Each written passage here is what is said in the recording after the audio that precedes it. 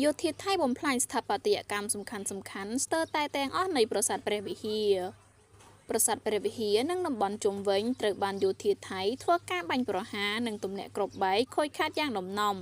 នៅក្នុងសង្គ្រាមយោធាថៃឈ្លានពានប្រទេសកម្ពុជាទាំងលើកទី1និងលើកទី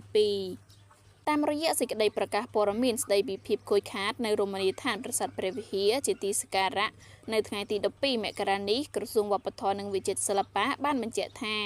ការខូចខាតនេះបានកត់ត្រាចងក្រងចាប់ពីថ្ងៃទី24ដល់ថ្ងៃទី28ខែកក្កដាឆ្នាំ2025រួមមានការខូចខាតប្រាង្គប្រាសាទព្រះវិហារចំនួន142កន្លែងនិងតំបន់ជុំវិញចំនួន42កន្លែងរួមបញ្ចូលទាំងវត្ថុកែវសក្ខាគិរីស្វារៈហេដ្ឋារចនាសម្ព័ន្ធសាធារណៈនិងអគារការិយាល័យអភិរក្សរបស់អាជ្ញាធរជាតិព្រះវិហារ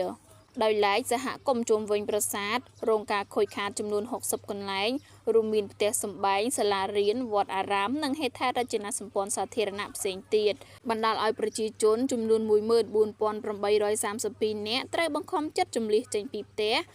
ការខូចខាតទាំងនេះបានកត់ត្រាចងក្រងជាផ្លូវការដោយអាជ្ញាធរជាតិព្រះវិហារនាខែតុលាឆ្នាំ2025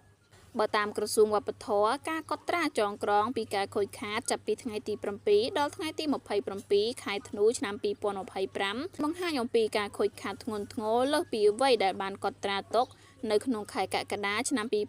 2025យោងតាមភស្តុតាងរូបភាពនិងវីដេអូដែលប្រមូលបានដោយអាជ្ញាធរជាតិព្រះវិហារក្នុងកំឡុងពេលបេសកកម្មចងក្រងឯកសារនៅថ្ងៃទី28ខែធ្នូឆ្នាំ2025សំណង់ស្ថាបត្យកម្មសំខាន់ស្ទើរតែទាំងអស់នៃប្រាសាទចាប់ពីគោបុរៈទី1ដល់គោបុរៈទី5រួមទាំងស្ពានហាលតភ្ជាប់ទាំងអស់និងជណ្ដារបុរាណខាងជើងបានទទួលរងផលប៉ះពាល់យ៉ាងធ្ងន់ធ្ងរ